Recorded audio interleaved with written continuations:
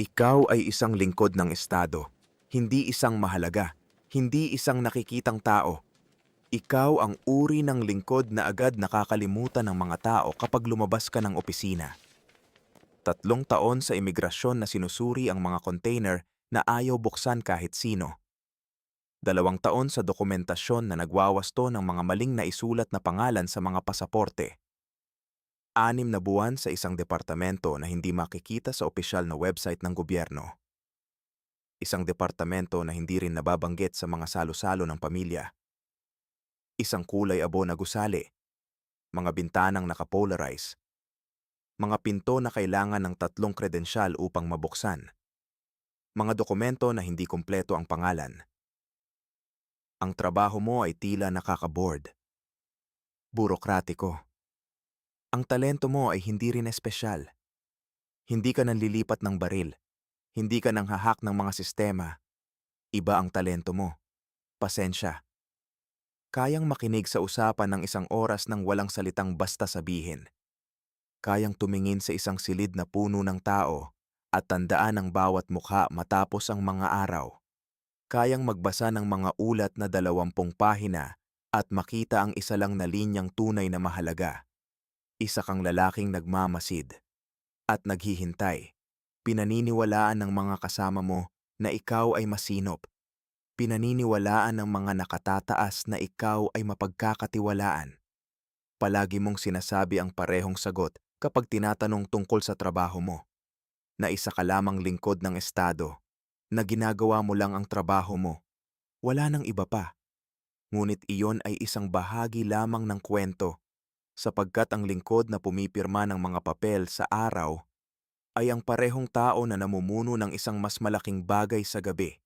Isang network, isang organisasyon, tinatawag na Orange Sky. Isang negosyo na kumakalat sa 3 kontinente, nakatagong mga laboratorio, mga siyentipikong pinalayas mula sa mga unibersidad, mga kumpanya ng multo na nagdadala ng mga materyales na opisyal na hindi umiiral. Hindi ka gumagawa ng mga biochemical na armas.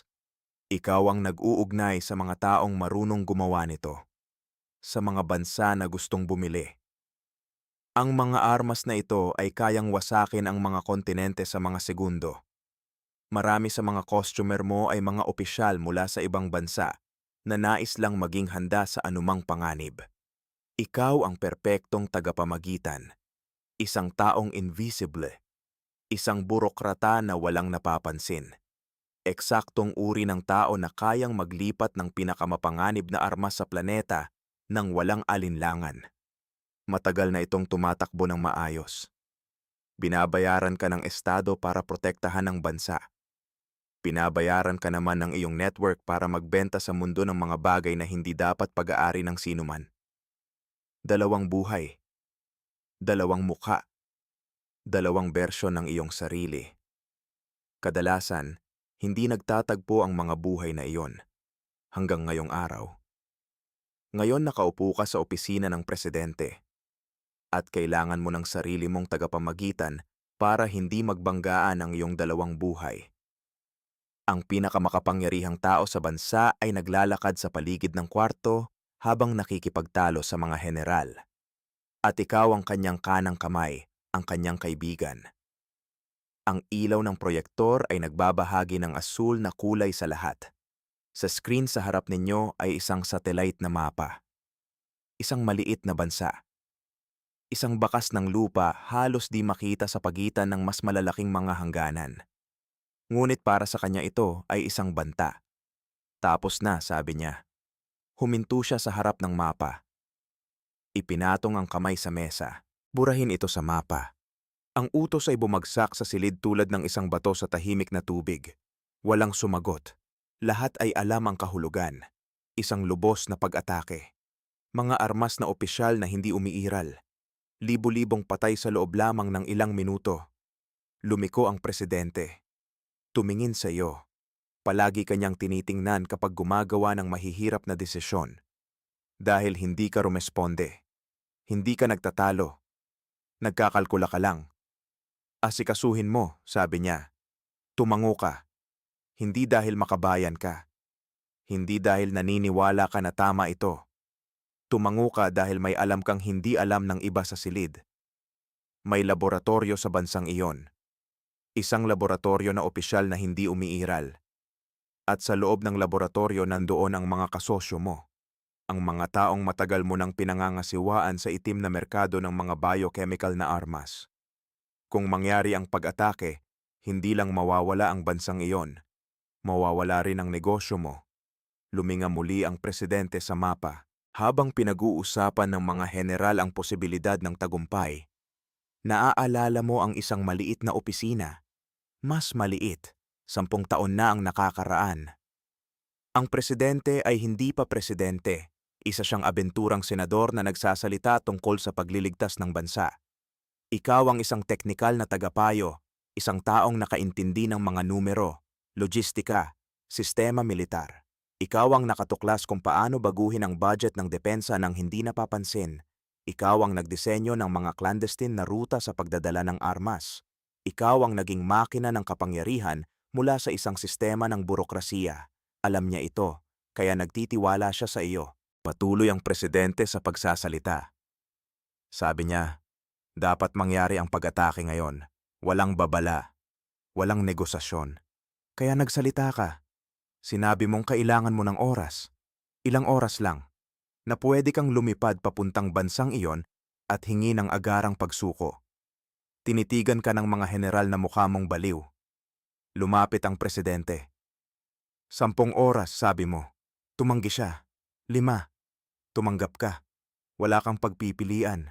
Pero loob-loob na nagkakalkula ka na. Mga flight, mga ruta, oras, mga kasinungalingan. 2 oras pagkatapos ay lumapag ang eroplano mo. Tumingin ka sa relo. 3 oras na lang. May naghihintay na sasakyan. Habang umaandar sa kalsada, naaalala mo kung paano nagsimula ang tunay mong negosyo. Hindi sa mga politiko, kundi sa mga siyentipiko. Mga matatalinong tao na pinalayas mula sa mga universidad. Mga eksperto na ayaw kontratuhin ng kahit sino. Sinausap mo sila. Binigyan mo sila ng pondo. Proteksyon, mga pamilihan. Binigyan kanila ng isang bagay na mas mahalaga. Mga armas na hindi kailanman tatanggapin ng gobyerno. Ang laboratorio ay nakatago sa ilalim ng isang abandonadong pabrika. Hindi ka pupunta sa gobyerno ng bansang iyon. Hindi mo yon isinasaalang-alang. Alam mo na ang pupuntahan. Pagsapit mo sa loob ng laboratorio, lahat ay nakaupo sa isang bilog na mesa. Mga kasosyo mo, mga siyentipiko, mga kontrabando, mga mangangalakal ng pinakamalaswa na uri ng mga armas. Dito, iba ka. Hindi ka tagapamahala ng diplomatikong lingkod. Dito ikaw ang nagbabayad. Iyong nagdedesisyon. Ang pinakikinigan ng lahat. Walang bati. Nagsalita ka lamang. Sinabi mong ipak nila ang lahat at iwanan ang bansa. May 1 oras sila. Isang ngiti ang lumitaw sa isa. Ang pangunahing katuwang mo. Lalaking nagdisenyo ng kalahati ng mga virus na iyong ipinagbili noong nakaraang dekada. Sabi niya gagawin nila.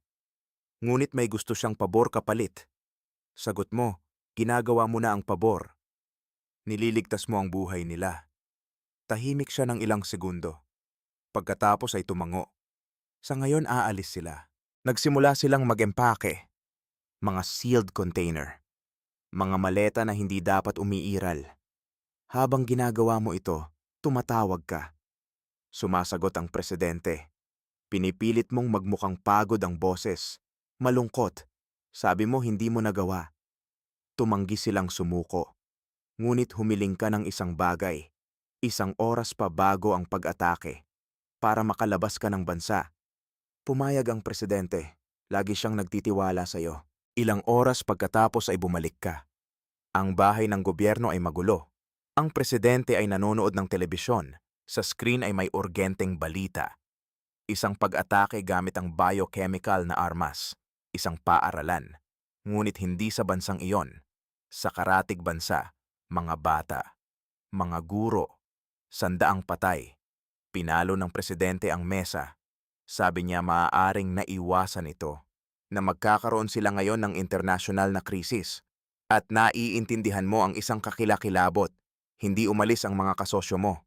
Dinadala nila ang negosyo. Habang sumusigaw ng mga utos ang presidente, nanginginig ang telepono mo. Banayad lang ang panginginig, ngunit parang alarma ito para sa iyo. Tumingin ka sa screen. Hindi kilalang numero. Sandaling nag-isip kang huwag pansinin ito. Puno ang opisina ng mga militar, tagapayo, at mga ahente ng seguridad. Ang presidente ay naglalakad na parang hayop na nakakulong habang humihingi ng sagot. Paano ito nangyari? Sigaw niya. Walang sumagot.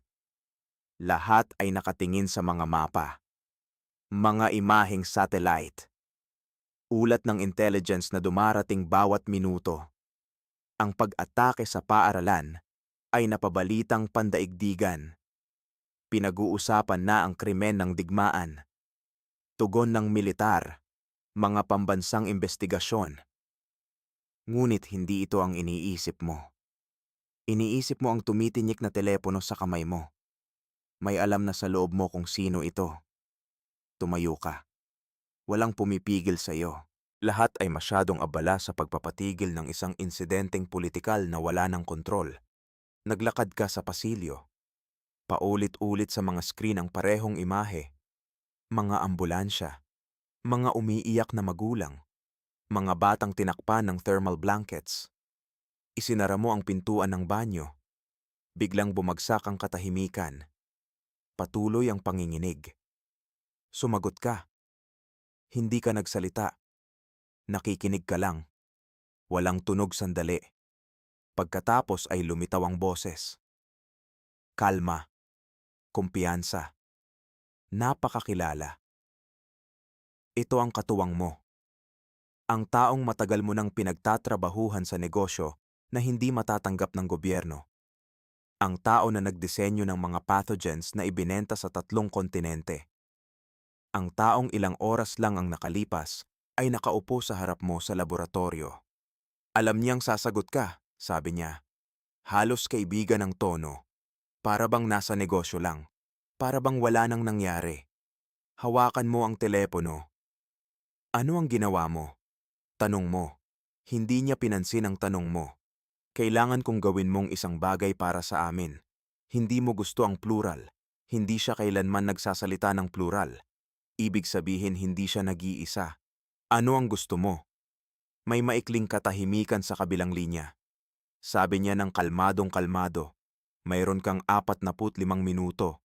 Hindi niya ipinaliwanag. Hindi niya pinag-usapan. Iyan lang ang sinabi. Para saan? Para patayin ang presidente. Para bang tumigil ang mundo sandali. Hindi dahil nakakatawa ang ideya. Alam mo na hindi ito basta-basta. Sa mundo mo, madalas na mangyari ang mga bagay na ito. Ngunit hindi mo inakala na ikaw ang mauupo sa gitna nito. Sira ka na. Sigh siya. Parang pagod nang ipaliwanag ang halatang bagay. Kung hindi mo gagawin, ipagpapatuloy namin ang pag-atake sa bayan mo. Nakahigpit ang mga daliri mo sa paligid ng telepono. Ano ang iyong lungsod? Ngayon ang boses niya ay mas malamig, mas diretso. Sa lugar kung saan ka ipinanganak. At sa sandaling iyon alam mong hindi siya nagbibiro. Alam nila lahat tungkol sa'yo. Dahil ikaw mismo ang nagsabi. Mga taong salo-salo, mga taong negosyo, mga taong nagtibay ng pagtitiwala sa mga nakasaradong kwarto. Alam nila kung saan ka lumaki, kung saan nakatira ang nanay mo, kung saan nakatira ang kapatid mo, kung saan nag-aaral ang mga anak ng kapitbahay mo. Patuloy ang katuwang mo sa pagsasalita. May nakahandang bagay kami, isang maliit, isang gagamitin para patunayan na seryoso kami. Sumandal ka sa lababo. Tumingin sa refleksyon mo sa salamin. Ilang taon mong akala na kontrolado mo ang laro, na ikaw ang taong gumagalaw ng mga pyesa. Ngayon nauunawaan mo ang isang kakila-kilabot, na ang mga pyesa ay maaari ring gumalaw ng mag-isa. Bakit? Tanong mo. May maikling tawa sa kabilang linya, dahil ikaw lang ang kayang gawin ito. Mayroong libu-libong mas madaling paraan, hindi para sa amin. Hindi. Pagkatapos sinabi niya ang isang bagay na naglabas ng lamig sa katawan mo. Gusto naming ikaw ang presidente. Nanahimik ka. Hindi ito biro, patuloy niya. Kailangan namin ng isang tao sa tuktok. Isang tao na nauunawaan ang aming negosyo. Isang tao para protektahan kami. Isang tao para hayaan kaming magpatuloy sa trabaho. Huminga ka ng malalim. Pumintig ng malakas ang puso mo. Ito'y kabaliwan. Hindi. Ang boses niya ay ganap na malamig na. Ito ay isang oportunidad. Katulad ng oportunidad na meron ka ngayon, na i-like ang video na ito, mag-subscribe sa channel, at ikomento ang opinyon mo tungkol sa kahanga-hangang kwento na ito. Tinitingnan mo ang pinto ng banyo. Nasa kabilang panig ang pinakamakapangyarihang tao ng bansa, mga general, mga ministro, mga ahente, at sa gitna ng lahat, ang presidente, isang taong sa loob ng maraming taon ay nagtitiwala sa iyo. Muling nagsalita ang katuwang mo. 45 minuto. Hindi ko gagawin. Saka titingnan natin ang balita ng magkasama. Anong balita? Dumating ang sagot na walang emosyon. Yun tungkol sa iyong bayan na nasusunog. Bumalik ang katahimikan. Ngayon mabigat. Madilim. At sa unang pagkakataon sa maraming taon, naramdaman mo ang isang bagay na halos nakalimutan mo. Takot. Napatigil ang tawag. Tumingin ka sa telepono. 45 minuto para pumili kung sino ang mamamatay. Ang presidente o lahat ng kakilala mo mula pagkabata. Sinubukan mong magpaliwanag. Sabi mong ito ay kabaliwan. Tumawa siya. Sabi niyang gusto nila ng mas mabuti. Gusto nilang ikaw ang maging presidente para maghari mula sa dilim. Sabi mong hindi. Napatigil ang tawag, ngunit may alam ka. Laging tinutupad ng mga ito ang kanilang mga banta. Bumalik ka sa opisina. Galit pa rin ang presidente. Kaya may naisip kang plano. Pumunta ka sa kusina. Nakita mo ang rat poison. Hinalo mo sa isang tasa ng tea. Gumawa ka ng 2 tasa. Ngunit bago makarating sa opisina, pinigilan ka ng isang gwardiya. Hinahanap ka ng presidente sa helicopter. Umakyat ka sa terasa. Malakas ang hangin. Umiikot na ang mga blades ng helicopter. Napakalakas ng ingay. Ang mga ilaw ng lungsod ay kumikislap sa ibaba habang ang mga security agents ay nagtitiyak ng distansya. Nandoon na ang presidente. Nakatayo sa tabi ng pintuan ng helicopter. Hawak ang telepono. Nakikipag-usap habang nakatitig sa malayo. Nakita ka niya. Gumawa siya ng senyales na umakyat ka. Umakyat ka. Amoy gasolina at mainit na metal ang loob ng helicopter. Tumingin ng bahagya ang piloto at bumati sa'yo. Malalim ang mga bagsak sa kanyang mata. Parang ilang araw na siyang hindi natutulog. Sinubukan mong ialok ang tsaa. Tinanggihan ito ng presidente. Hindi ngayon, sabi niya. Wala akong gana matapos ang nangyari. Hinaplos ang kanyang muka. Pagod na siya. Mas pagod pa kaysa nakita mo sa maraming taon. Ngunit ang piloto ay tumingin sa tasa. Pwede ba? Tanong niya. Hindi mo inaasahan ang tanong na iyon. Dahan-dahan kang tumango. Kinuha niya ang tasa nang hindi magenembra ng sobra. Salamat, sabi niya. Hindi ako natulog o kumain ng ilang araw. Uminom ng mahaba. Pagkatapos isa pa. Tumapos ang helicopter. Lumitaw ang lungsod na maliit sa ibaba ninyo. Tumingin ang presidente sa bintana. Magiging digmaan ito, sabi niya. Wala bang galit ang boses niya ngayon? May pag-aalala. Sisihin nila tayo, patuloy niya. Palagi nilang ginagawa. Tinitigan ka niya. Ngunit aayusin natin ito. Palaging nagsasalita siya ng ganito. Parang anumang sakuna ay maaayos sa tamang desisyon. Tinitigan ka niya na may kalahating ngiti. Kaya kailangan kita rito. Hindi ka sumagot. Nagsimulang pawisan. Hindi mo alam kung gaano katagal aabutin ang lason. Sinusubukan mong alalahanin kung gaano katagal bago ito kumilos. 5 na minuto. 10. Marahil higit pa. Nagsimulang huminga ng mabigat ang piloto. Sa umpisa walang nakapansin. Pagkatapos nilinis niya ang kanyang bibig. Okay ka lang ba? Tanong ng presidente. Tumango ang piloto. Ngunit nanginginig ang kamay niya sa mga kontrol. 1 minuto ang lumipas. Nangyari na. Sumandal ang piloto pasulong. At sinuka. Direkta sa mga kontrol. Biglang tumayo ang presidente. Anong nangyayari?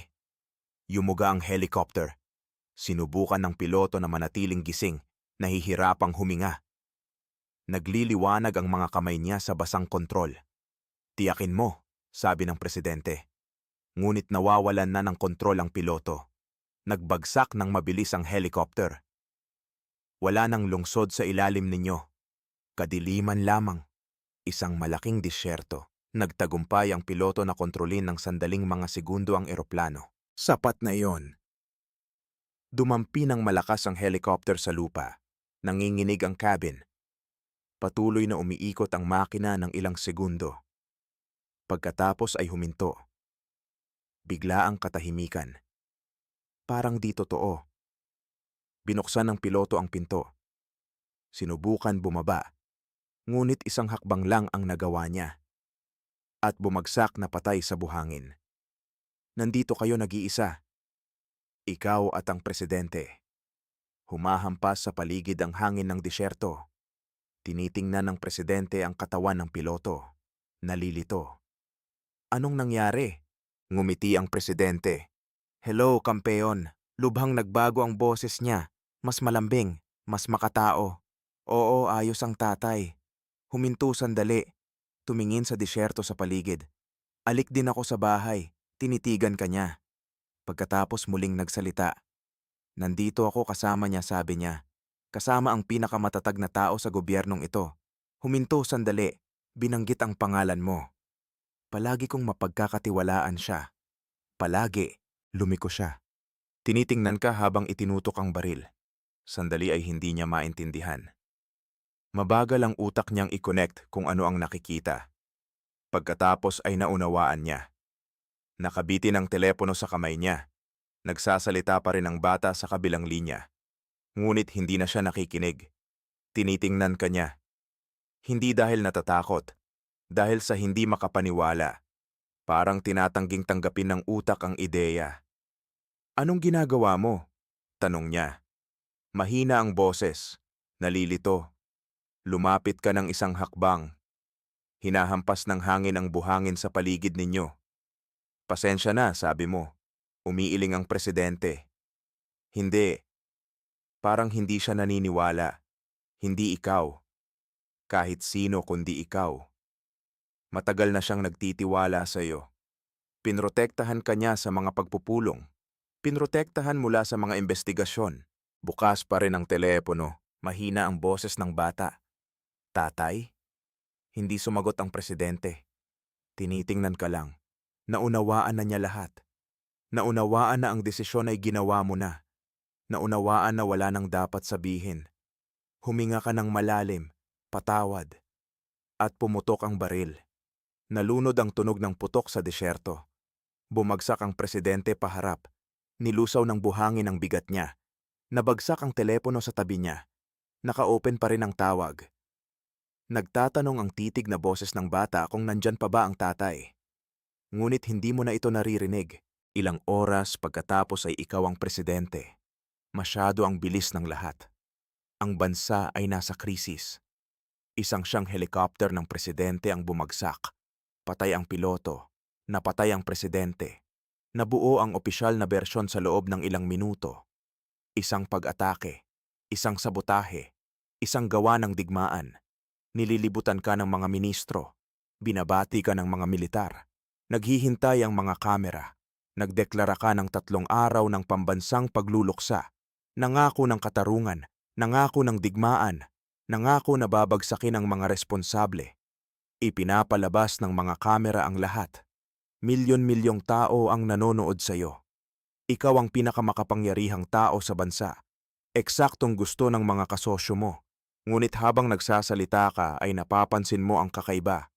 Isang assistant ang lumapit. Ipinakita ang telepono niya. Isang video. Sa una ay di mo maintindihan. Pagkatapos ay nakita mo. Ikaw iyon, sa laboratorio.